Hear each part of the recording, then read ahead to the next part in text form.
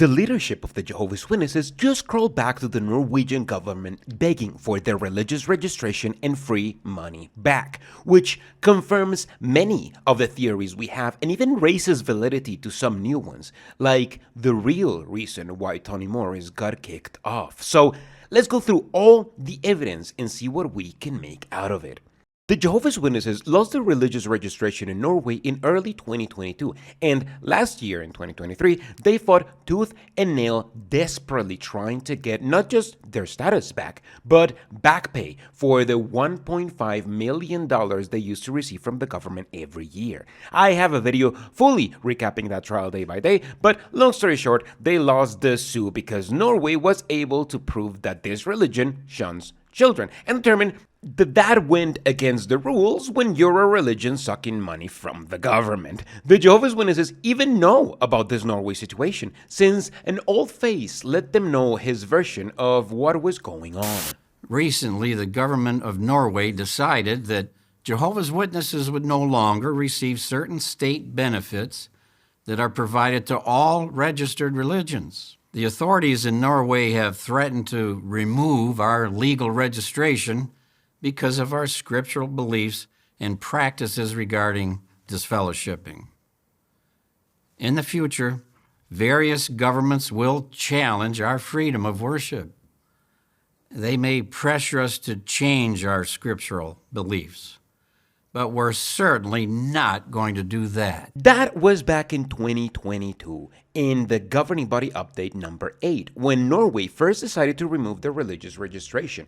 This is the front that the governing body always uses towards their followers, as righteously fighting against governments wanting to besmirch their doctrine and pressuring to change their beliefs. Except now, only 2 years later, we now know just how hollow and false this chest puffing was. All we need to do is look at the timeline. Sure, at first Norway removed their charity status, and Tony Morris was like, "We will never change our charity policies." But he turned out to be lying because the governing body itself was changing. A few months before this speech, 2 new governing body members had been appointed, and just a few months after this speech, in late February of 2023, Tony himself stopped being a part of the governing body. That doesn't just happen in this religion. Governing body members are like popes. They direct this religion and they die doing it. They don't get removed just because they're old or sick, which means that something had to change for Tony to step down or to be removed from the governing body. And the governing body at that time was fighting tooth and nail for their free Norway money.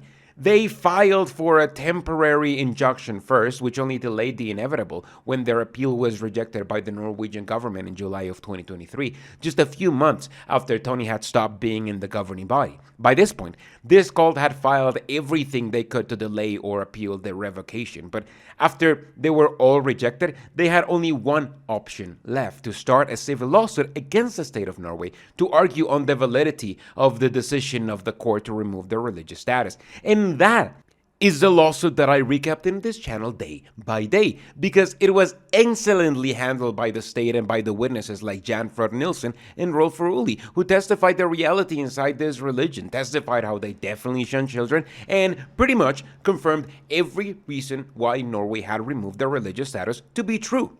They showed testimony of people who were shunned as children being kicked out of this religion, showed the cult's literature pointing to how shunning works by a judicial committee of elders who decide whether or not to disfellowship someone, and even showed a video made by this cult that showed a young woman being disfellowshipped, kicked out of her family home, and shunned by her whole family for 15 years without so much as a phone call.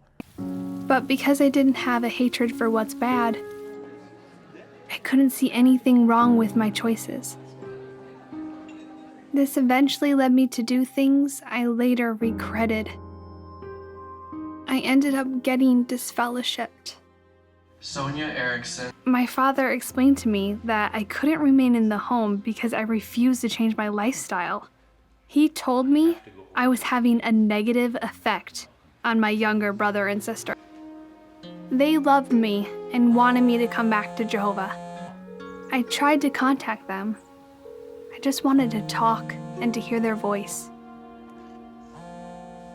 I missed being with my family. And they thought about reaching out to me.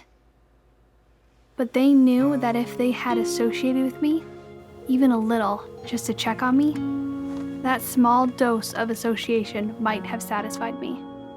I was disfellowshipped for more than 15 years. I had 2 children now. The Jehovah's Witnesses had a laughably bad case where they not only lied but also contradicted their own points and only tried to obfuscate the truth while arguing to be fighting for religious freedoms. Norway was very clear. This religion shuns children. No religion will be paid by the government to shun and endanger children.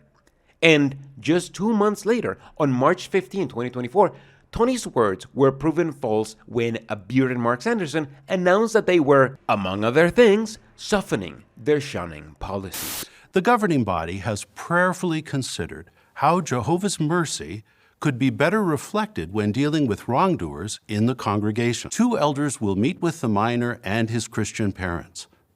The elders will find out what steps the parents have already taken to help their child come to repentance. If the minor has a good attitude and the parents are reaching him, the 2 elders might decide that it isn't necessary to take the matter any further. The Bible clearly teaches that an unrepentant wrongdoer should be removed from the congregation. And really, it's a consequence that the wrongdoer has chosen. Now people were allowed to say hi to disfellowship people if they were at the meetings, or to invite them to the meetings, and only fully shun people who speak out against the governing body. But the changes were still coming because a few months later, in a new Watchtower magazine, this religion got rid of the term disfellowshipped altogether. Now, instead of disfellowshipping, they would just call it removing, and the judicial committee that was in charge of disfellowshipping people changed its name to simply elder meeting. This was nothing but a half-assed attempt to appear like they were changing their shunning policies while not having to change anything at all. It is literally semantics. After all, Norway removed their religious status because they kick out and shun children. These changes only made it so that wasn't called disfellowship, done by a judicial committee, and to make it slightly harder for children to get kicked out by giving them more time. But children are still getting kicked out and shunned.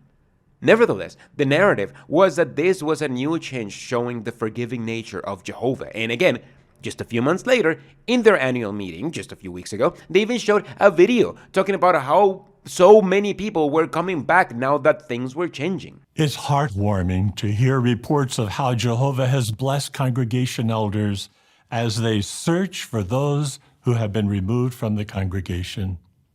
For example, in the first 4 months after the 2024 Governing Body Update Number 2, in the South Africa and Philippines branch territories combined, more than 1,200 have come back to the congregation. And finally, not 2 weeks ago, during October of 2024, they even removed the disfellowshipping video that had embarrassed them in Norway. I made a video about it then where I literally say the governing body is clearly changing things just enough to lie more easily to the governments. But inside this religion, nothing substantial about shunning has changed. The cult is preparing to lie to the courts and governments that decide that they shouldn't support a damaging group like this one. And I got proven right just a couple of days ago when the Jehovah's Witnesses in October 24th, 2024, wrote to the government of Norway demanding for their free money back, trying to fool them into thinking that they have fixed their shunning problem when they just made cosmetic changes to it. In the letter that Jan Fran Nielsen, who has been instrumental in this case, made public, the Jehovah's Witnesses do exactly what I predicted. They soften the language used to talk about shunning in a way that I believe would make Tony Morris gargle. The cult says that removing someone is a last resort, that the elders will keep encouraging removed people to repent from their sin to be readmitted into the congregation, and saying how it will be super rare for a minor to get removed, while slipping in the lie that they like using about how normal family relations continue simply because parents will continue to provide for their child.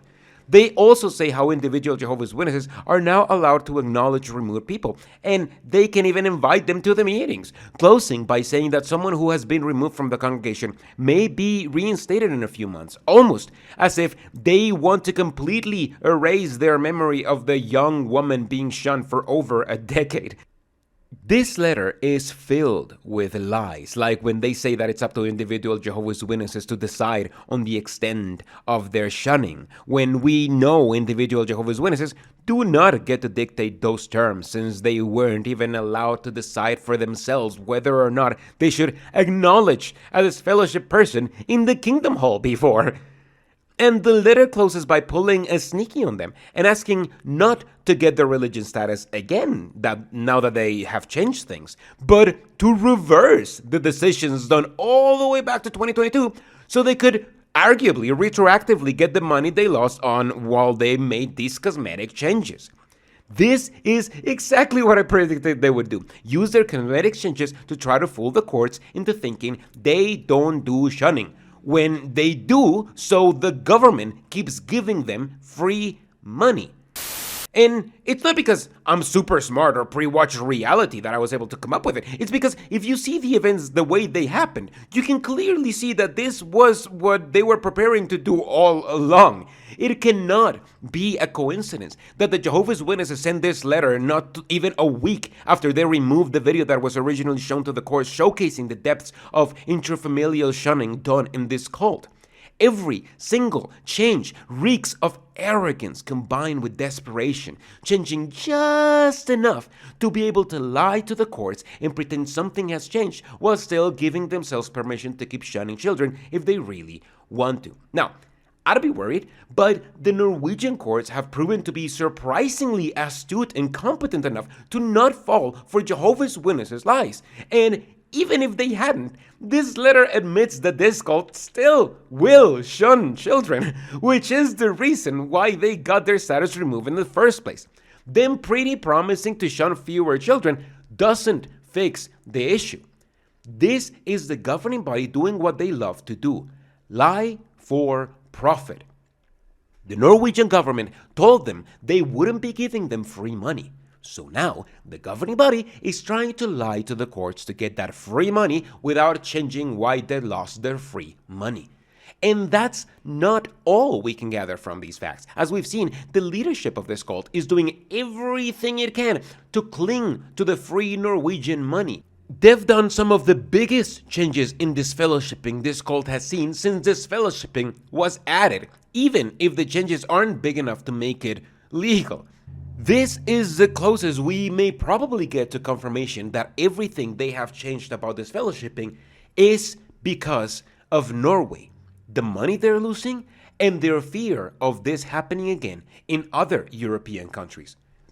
Which is why it's got me looking at Tony Morris once more. Because if you look at the timeline of events, it really seems like Tony was the biggest defender of the status quo when it came to shunning. All of these changes seem to start once Tony Morris is no longer a factor. There's been a theory that Gage Flegel and Jeffrey Winder were added to the governing body to get the majority of votes that they needed to kick out Tony Morris and do all the changes that Tony Morris was against doing, so they could keep getting free money from Norway and avoid this from happening in other countries. And I'm starting to think that the timeline of events support this interpretation. I don't know why Tony stopped being a part of the governing body, but I can't think it's a coincidence that the moment Tony was no longer a factor was the moment that they started doing all of these changes that Tony had been very vocal in rejecting.